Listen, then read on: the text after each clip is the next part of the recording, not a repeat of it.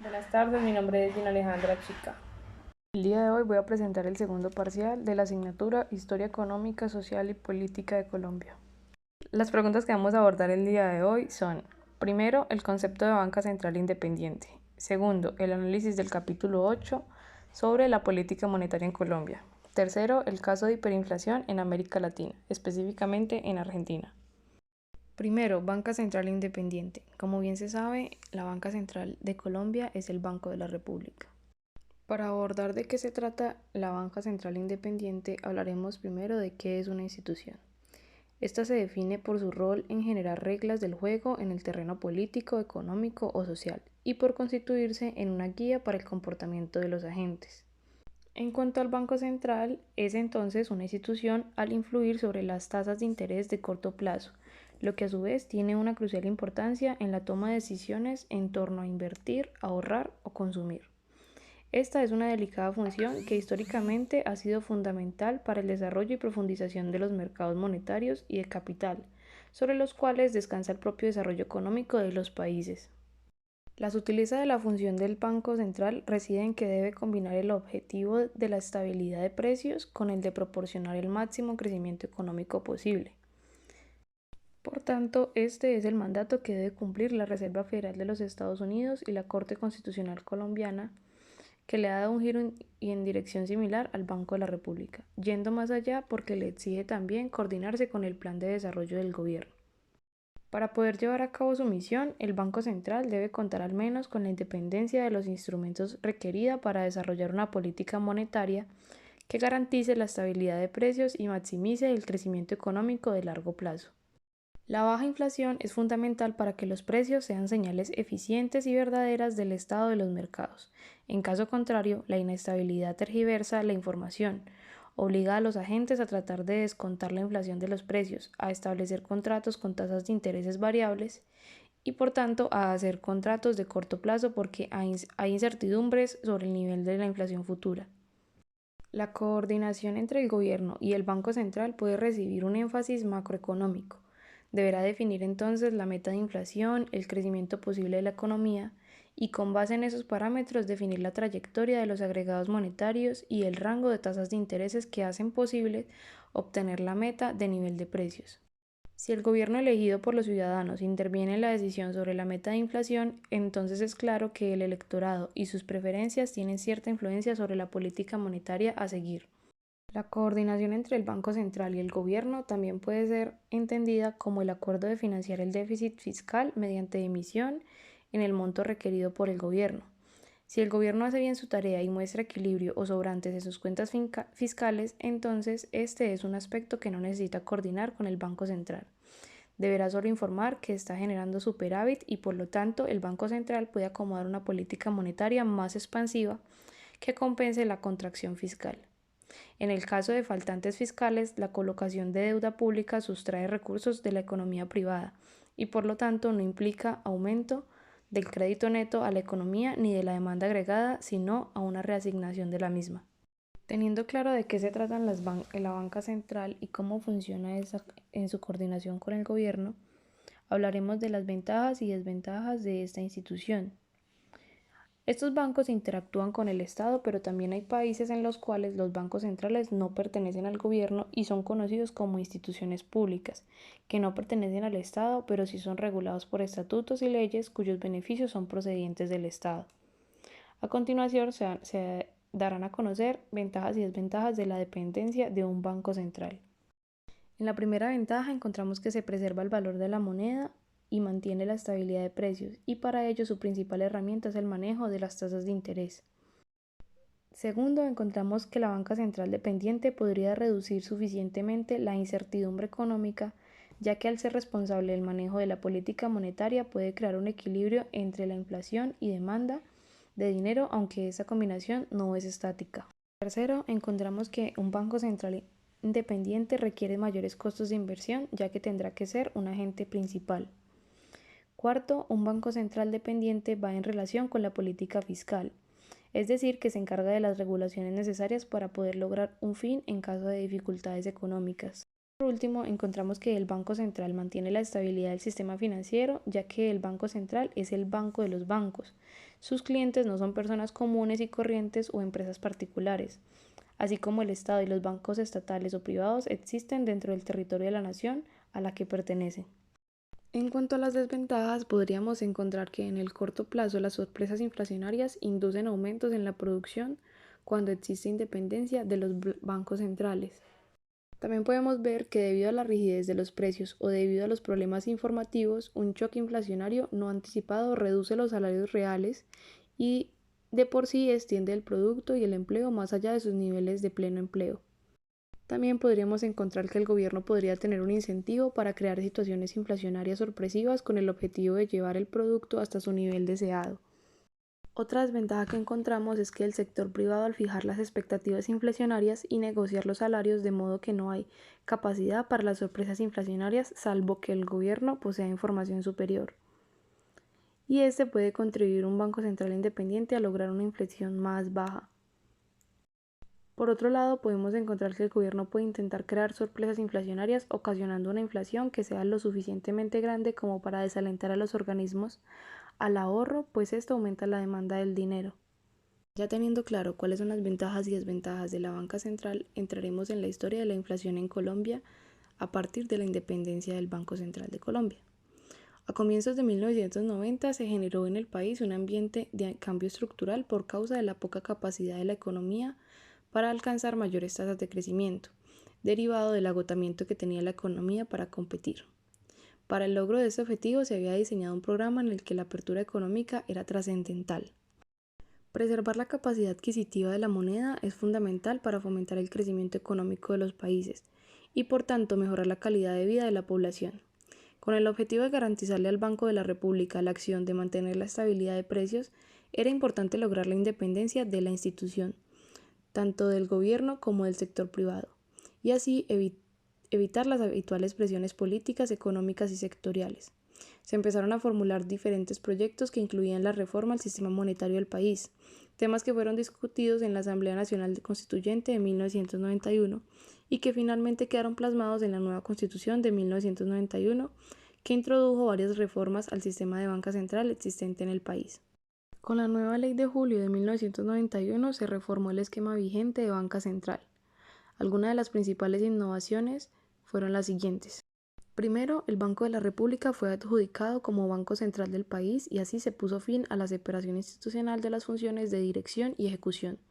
Se eliminó la Junta Monetaria y se unificaron en un solo organismo del Estado, de naturaleza única, las atribuciones de emitir la moneda legal y de trazar, dirigir y ejecutar las políticas monetarias, cambiaria y de crédito con autonomía administrativa, patrimonial y técnica y con sujeción a un régimen legal propio.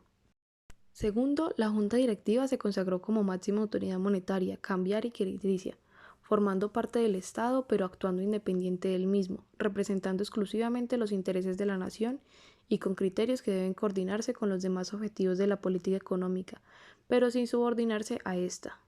La actual Junta Directiva quedó conformada por 7 miembros, el ministro de Hacienda y Crédito Público, 5 miembros de dedicación exclusiva y el gerente general del banco, quien era nombrado por la misma Junta, el cual ocupaba dicho cargo por periodo de 4 años prorrogables hasta por 2 periodos adicionales en el Banco de la República. Tercero, se adjudicó la lucha contra la inflación como mandato constitucional estableciendo el principio de moneda sana. Cuarto, la separación del manejo monetario del fiscal, pero que necesariamente debe estar coordinada por el objetivo de mantener regulada la actividad económica. Ambas materias deben orientarse a regular la actividad económica con una misma finalidad, en este caso la moneda sana, que debe estar respaldada por factores reales de la economía. Y por último, la eliminación del crédito al gobierno por medio de la emisión, solo en circunstancia de emergencia económica y con el voto unánime de la Junta Directiva del banco, entre otras. Entrando en el tema de la inflación, los resultados obtenidos por el Banco de la República desde su independencia en 1991 han sido positivos dado la notable reducción de la misma. A pesar de que en 1991 el objetivo no se cumplió, a partir de ese año se empezaron a fijar metas anuales de inflación, donde se ve que sí hubo una reducción considerable teniendo en cuenta que la tasa de inflación en 1990 fue de más del 30%. En 2002, año en que se aplica formalmente en el país el régimen de metas de inflación, la inflación registrada fue de 6.99%, con un objetivo esperado del 6%. Para 2007 y 2008 se presentaron las mayores variaciones respecto al rango de meta, debido en gran parte a la repercusión de la crisis financiera mundial presentada a finales de la primera década del siglo XXI. Aún así, la Junta Directiva del Banco de la República respondió subiendo las tasas de interés de intervención con el objetivo de que repercutieran en las demás tasas de interés del mercado. Para 2012 el rango de meta era de 2 a 4% y terminó el año en 2.4%. A continuación se presenta la gráfica de inflación de precios al consumidor anual entre los años 1970 y 2021. Como segundo punto haremos un análisis del capítulo 8, el cual es política monetaria en el siglo XX. Este capítulo nos menciona que desde el siglo XX el Banco de la República mantuvo un orden flojo, aunque nunca permitió que se excediera la inflación. De ahí también se dio el crecimiento económico constante, que pudo haber sido mayor si se hubiera desarrollado con un mercado de capitales y profundizado en el sistema del crédito, pero fue reprimido entre 1951 y los años 80. Después de eso, el sistema financiero tuvo más dependencia de las captaciones del público y menos de la emisión primaria, y pudo de alguna u otra forma profundizar en el mundo del mercado crediticio. Durante el siglo XI, el comportamiento de la inflación fue más grato por las políticas monetarias que limitaron la emisión primaria y la estabilidad. Todo esto se mantuvo durante la mayor parte del periodo y así se pudo lograr una inflación de solo un dígito similar a la de los países desarrollados, como lo enseñamos anteriormente. También se mencionará en este capítulo las principales características económicas e institucionales de la política macroeconómica durante el siglo XX. Kalmanovich inicia explicando sobre el Banco de la República, el sistema financiero entre 1929 y 1991. Dice que su junta fue ampliada con 2 nuevas sillas, una para la Federación de Cafeteros y otra para la Cámara de Comercio y la Sociedad de Agricultores. Por una parte, el Banco Central les prestó a los caficultores cuando lo requirieron con tasas subsidiadas de interés, y su administración fue encargada a un hombre del gremio.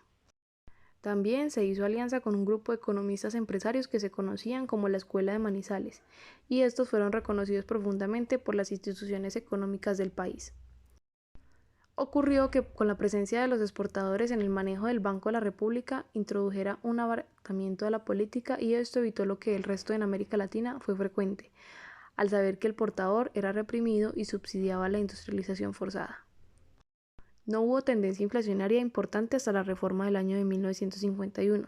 Las sillas eran 3 y estaban reservadas a los representantes del gobierno desde 1923, que permanecieron con voz pero sin voto, y con la participación como miembro nato del ministro de Hacienda. Los términos en el desarrollo del sistema financiero durante la segunda mitad del siglo XX fueron 3. El primero, la reforma bancaria de 1951, que fue la que definió al Banco de la República como un banco para sostenerse.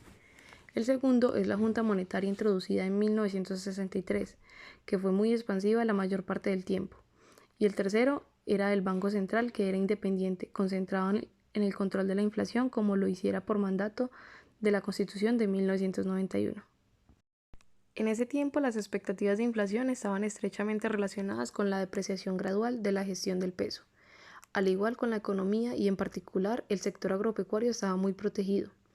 Esto facilitaba el ajuste de precios hacia arriba por parte de los productores. La tasa de interés estaba efectivamente atada a la inflación pasadas gracias a la UPAC, y esto hizo que los precios de la economía tendieran a moverse hacia arriba del consumo. También los salarios se fijaron de acuerdo a la inflación del año pasado, todo lo cual hizo que la inflación colombiana fuera muy persistente. Más adelante, la regla monetaria era intentar que la cantidad de dinero en la economía creciera a una tasa bastante comprensiva. Y por último, el gobierno, si quería, podía recurrir a créditos del Banco Central, que fueron muy grandes en la década de los 80. Se pudo combatir la inflación inercial con un nuevo régimen monetario introducido por la Constitución de 1991. Su marca fue la independencia que le garantizó al Banco de la República. De ahí en adelante se empezó a reducir la emisión primaria, la que hizo en efecto reducir la inflación. Además, el supuesto fundamental era que los incentivos fuertes a la demanda mediante la expansión monetaria iban a conducir hacia un crecimiento económico más elevado, que terminaría por hacer más democrática a la sociedad, pues se disminuirían el desempleo y la economía informal, aunque la realidad fue distinta, ya que aparecieron crecientes contingentes de trabajadores informales y la tasa de desempleo se localiza por encima de los 2 dígitos de manera constante. También impidió que se conformaran los mercados de capital público con el cual el gobierno pueda financiar una buena parte de la deuda pública, algo que inició a ser posible después de que la inflación se localizara a nivel de un dígito del año 2000 en adelante. Hubo una característica muy importante del desempeño económico de Colombia en el siglo XX, es que a largo plazo el crecimiento de los productos totales no tiene nada que ver con el crecimiento de la moneda o el crecimiento de los precios. Sin embargo, la inflación y el crecimiento de la moneda muestran una relación positiva a largo plazo. En 1991, con la nueva Carta Política, se combinaron compromisos de mayor gasto social con una liberalización considerable de la economía, del régimen del comercio internacional, del flujo de capitales y dejando participar al sector privado en la provisión de servicios públicos y en la contratación de obras públicas. Entre las reformas se otorgó un buen nivel de independencia al Banco de la República, aunque a este se le obligó a coordinar con el gobierno sus políticas monetarias. Por otra parte, la notaria monetaria consta de 5 directores de dedicación exclusiva nombrados por el presidente con periodos de 4 años, que deben tener una formación técnica y académica, más el gerente, que es el que nombra la junta directiva, y el ministro de Hacienda, el que dirige. Que el resultado de la gestión de la junta directiva del Banco Central fue la que introdujo un nuevo orden económico, que era la tasa de cambio. Esta se había dejado llevar dentro de los límites pronunciados, a la cual le llamaban la banda cambiaria. De este modo, la inflación dejó de transmitirse en las expectativas respecto a la evaluación. Más adelante, la Constitución le prohibía al Banco de la República prestarle dinero al gobierno, a menos que hubiera una decisión unánime a su favor.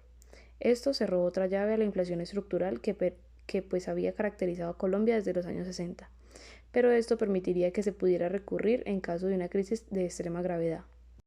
En el año 1999 la inflación tuvo el mayor descenso, bajo el empate de una crisis financiera internacional, una salida masiva de capital y una contracción económica del PIB. En todos los países latinoamericanos hubo una caída del producto, pero los países más afectados fueron los que tenían mayores desequilibrios macroeconómicos, como Venezuela, Ecuador y Colombia. En ese momento, el déficit en cuenta corriente del PIB de Colombia y el déficit fiscal del producto le impidieron refinanciar su deuda del sector público y privado, lo que provocó una contracción muy fuerte de sus respectivos niveles. Cuando se produjo la salida de capital en sí, monetizó la economía y provocó la mayor parte de la recesión que estalló el año siguiente. Como en todos los países afectados, los agentes redujeron los depósitos fijos, las cuentas de ahorro, las cuentas corrientes y el efectivo en pesos para convertir estos activos a dólares estadounidenses. Con ello, tomó varios años volver a la normalidad y tener un nivel previo al que mostraron los agrados monetarios y de crédito. Antes de la crisis, también se redujo el endeudamiento privado tanto en moneda extranjera como en pesos. Se implementó un impuesto a las transacciones financieras del 2 por mil en 1999 que fue destinado a apoyar el sistema bancario en crisis, y se volvió un impuesto estructural del 4 por mil. Después de estabilizarse el mercado cambiario y de haber mejorado la incertidumbre de la tasa de cambio en septiembre de 1999, la política buscó remonetizar la economía y poder mantener una alta emisión. Así que ellos acomodaron la aceleración del crecimiento económico del 2003 en adelante, y solo hasta mayo del 2006 comenzó la autoridad monetaria a elevar su tasa de interés de referencia cuando la economía comenzó a recalentarse y los excesos monetarios eran difíciles de absorber. El gobierno implementó una política fiscal expansiva. La política hizo que la tasa de inflación se elevara y que de tal manera ayudara a que el peso se apreciara, sacrificando así el sector transable, que es el exportador y competidor de importaciones. En 2007 la tasa de inflación superó en 1% de la meta.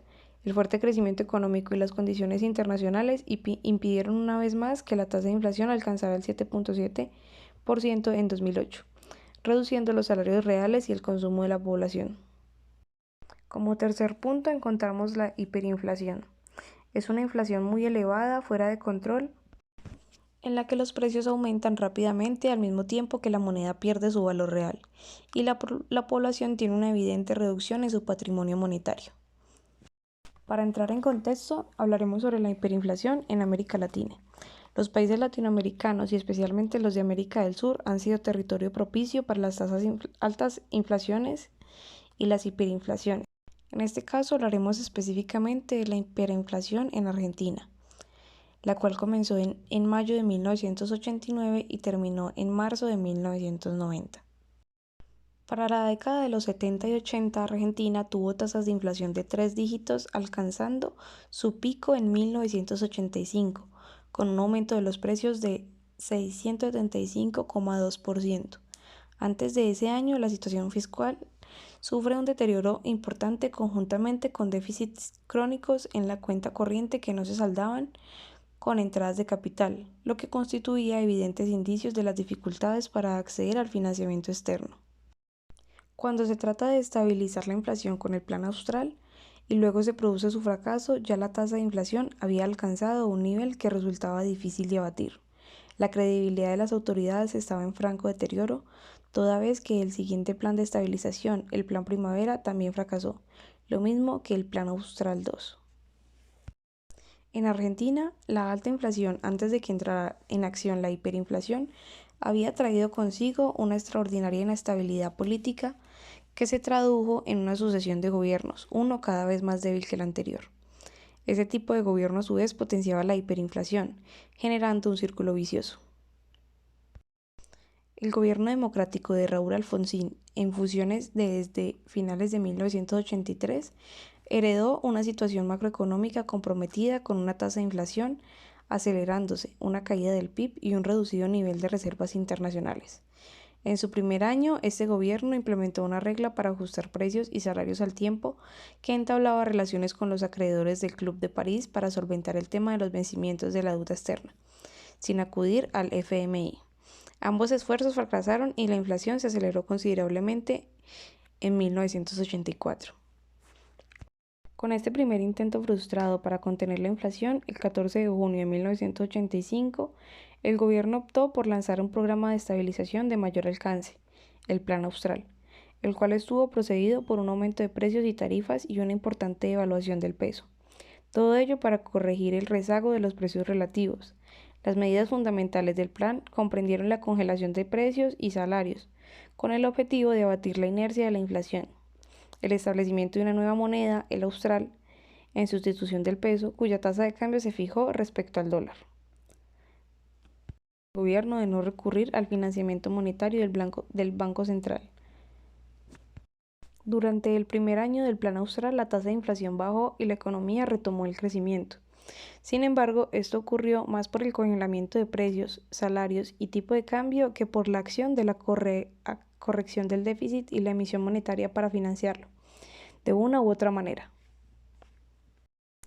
Ya a finales de 1986 y con más fuerza a comienzos de 1987, se comenzó a observar un avivamiento de la inflación y el plan estaba en peligro por el descontrol que creaba una inflación que resurgía, lo que llevó al gobierno a congelar nuevamente los precios y salarios previamente liberados en 1986.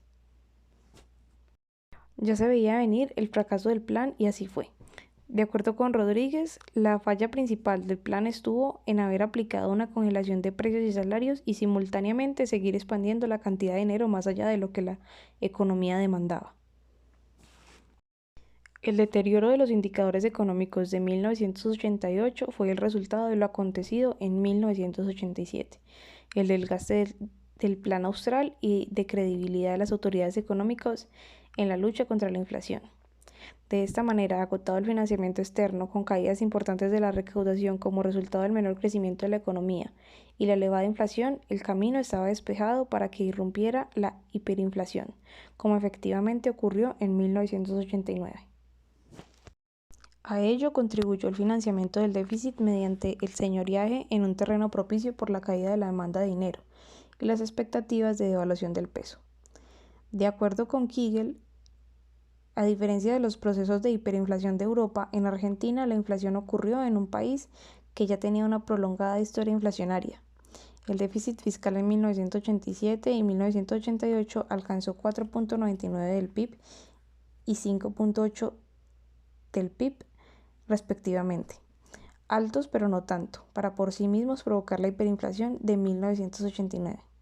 Sin embargo, conviene puntualizar, el Banco Central mantenía un importante déficit cuasi fiscal derivado de sus operaciones de absorción monetaria.